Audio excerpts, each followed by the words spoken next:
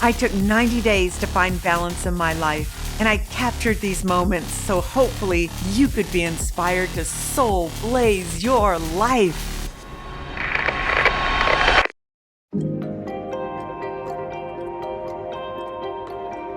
Coming to Oliver and Mandy's home was really great because I got to bring one of my BFFs, Matt, with me, and we got to experience them together. And we just went outside and got to experience the ocean, and just holding hands out there and being cleansed by the ocean before getting our treatments was really a blessing. I don't get to be around the ocean that frequently. And doing eye gazing with Mandy.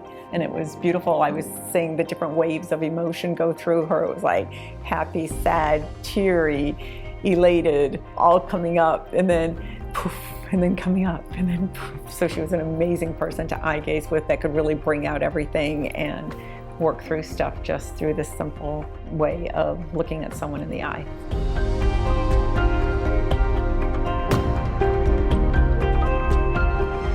Lisa had reached out to me. She's got an incredible friend named Matt, and it sounds like Matt has gone through quite a bit of trauma in childhood. He also served in the military. I was in Afghanistan when I was 21 years old. Right before that, I got married. My ex-wife's now in prison for murder. My mom tried to kill me in a trailer next to a junkyard when I was a baby in Illinois. My father is a homeless drunk with one arm. And I was a homeless veteran 9 years ago. Traumas kind of spark something in us that carries out throughout life.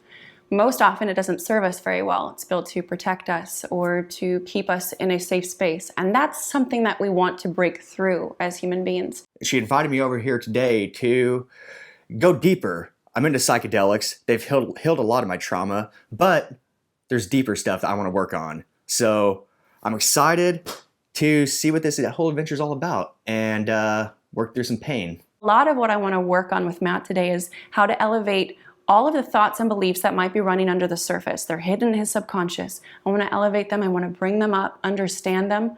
Maybe we're going to shift some of the perspectives, might do some energy work if we need to, and basically heal.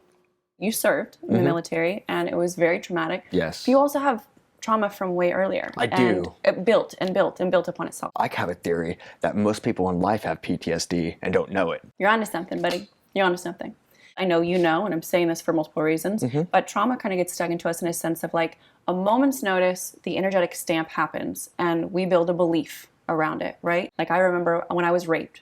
Once I was raped, I was like, something bad is going to happen to me at all times. That was my belief. And so the problem with the trauma and the PTSD and everything that shows up with that is that we start throwing it into areas of our life that it doesn't belong in. I should be very, safe in certain situations. That needs to stay there. But then all of a sudden I'm starting to worry about things that have nothing to do with true safety, right? So it bleeds over and it starts disrupting our entire life, taking it over and messing things up.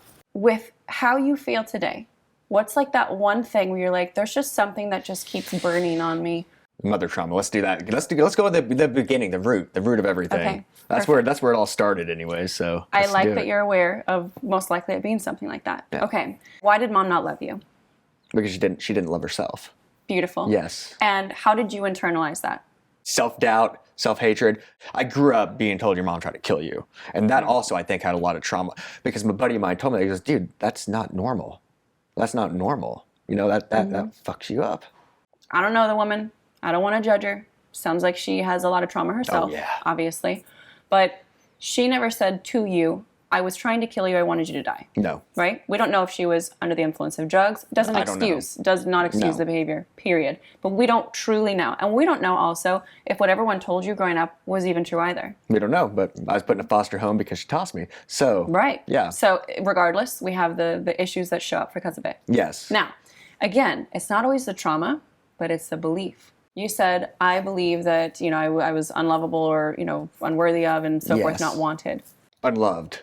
That's the one I felt the most. When we have something like trauma that happens, it kind of stamps. I call it an energetic stamp. But stamps, it imprints our head, our brain. I've studied that, so I'm familiar with it. I'm like, you got to be knowing this stuff.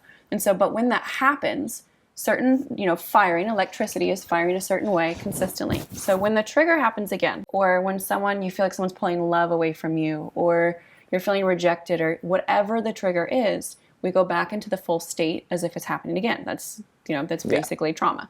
I understand the actual physical things that happened that were very traumatic. What was the belief or maybe the thing that you had to do to ensure safety, or like just play around with some thoughts with me? I don't know if I have an answer for you for that one. I'm trying to think.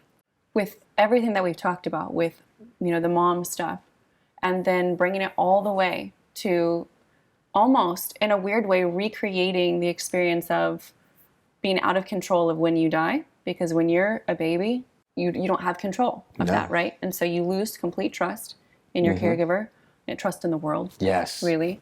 That shows up in your adult life when you're serving. How do we complete the pattern today? And a better question first. Yes. What would be the reward of not doing that? Why would we not want to complete the pattern? Because pain makes me hilarious. Okay. Okay. But I say I can draw on that pain now. That's the plus I'm at now, is I can draw on that for my work. Beautiful. And it's a good place to be. So I don't know if I want to heal it all completely. You know what I mean? Okay. Because I do use some of it. Right. I do. That just hit me. Because I'm not in the place I used to be. I'm not an alcoholic anymore. I can have fun and not want to drink myself to death.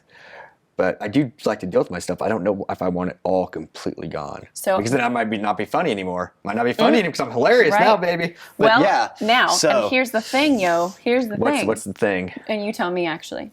Do you use humor to receive safe forms of love and connection? Oh, 100%. I use that to make people fall in love with me. Right. You've turned it into something beautiful, and that's amazing. And that is so wonderful. And again, like we said, that's freaking rare for people to always do. Sometimes everyone uses our trauma differently. I used it for victimhood. I was like, oh, woe is me. Like, my life was so crappy, and everybody feel bad for me. Yeah. Right? That's how I receive connection. Now, you've turned it into something that gives to other people, creates a laugh, but also it's your new form of love and connection. But it's not a direct form of love and connection. It's a safe form because it's a really safe way to receive admiration, ultimately, go to the root, love. Yeah, I think I avoid relationships too, because I haven't been in a relationship since my ex-wife, his psycho pants, and all that craziness. Right. Yeah, so I've been avoiding that. You know what? I have been avoiding that. We're going to the root. Yeah. If I were to receive love and connection directly, something really bad could happen. I think you're absolutely right. Yeah, I never thought of it like that. And choosing love? Yeah, choosing love. Yeah, and having that unconscious, honest conversation with the people. Yeah. So you're going to do that this week? Maybe. Probably. Maybe. Yeah. Cool. I like that. That was very, very enlightening for me with the Afghanistan, the mother, the love, the lack of love. It was intense. It's not always what we're consciously aware of. It's not even what we can consciously say. It's what we process in the heart, and also what's sitting in our subconscious and the unconscious that's really running our reality.